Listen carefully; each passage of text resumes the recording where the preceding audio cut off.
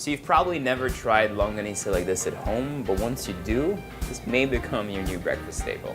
Everyone online seems to continuously ask me to make pasta recipes. So today we're gonna do something with some longanisa. So longanisa is like a great sausage with a lot of flavor, packs a lot of spices, some sugars, some garlic.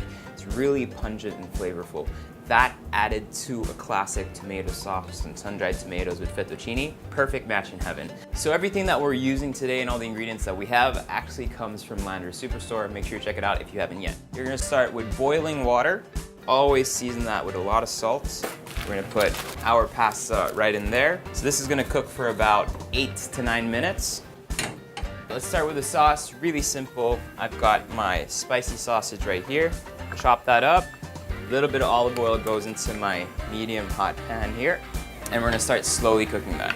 What I'm trying to achieve here is something nice and almost crunchy. You have some burnt bits in there. You've got some just properly cooked bits in there, just so you get all that texture before we add anything else to the pan. So we're gonna use about 2 tablespoons of minced red onions for this dish. You don't necessarily need a lot just because there already is so much flavor in that sausage, but the red onion will just give you that nice acid balance to the whole dish. Put that in with our half-cooked longanisa. So this is almost done. You'll see how now the case is really opened up and you have this beautifully kind of crumbly texture to the whole dish. So all we need now to wait for is those little crunchy, crusty bits to form. So depending on the longanisa you bought, you might not have to add some garlic, but since this is a spicy longanisa, I want to add just a bit more garlic to the whole dish.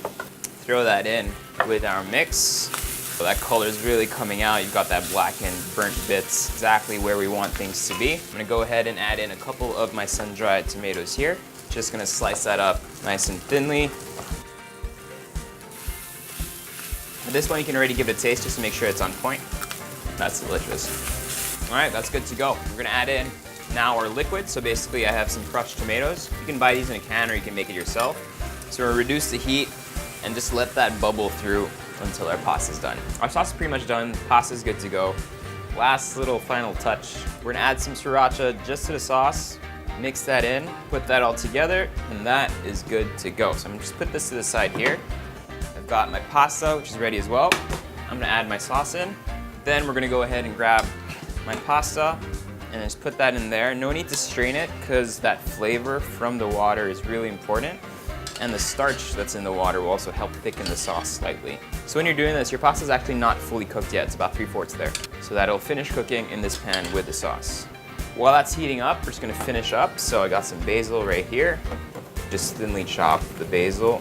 So some beautiful Parmesan cheese goes right in there. You'll probably realize that I have not added any salt to this yet, simply because the cheese is actually salty. The water we cooked the pasta in is salty. The longanisa already has some salt, so you actually don't have to add anything.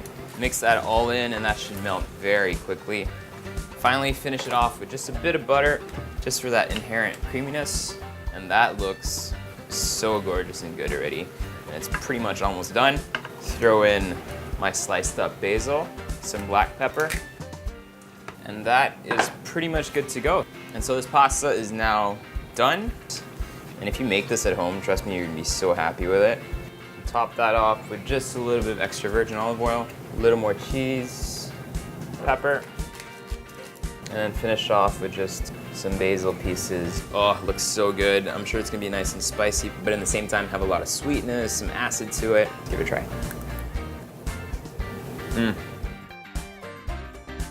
Thank you so much for watching, and if you like that, make sure to check out all our other Landers videos and recipes that we've done with them. So we've done some top shots that are really cool. We're doing some more informational videos soon, just really talking about products, if they're good for you, if they're bad for you, where to get them.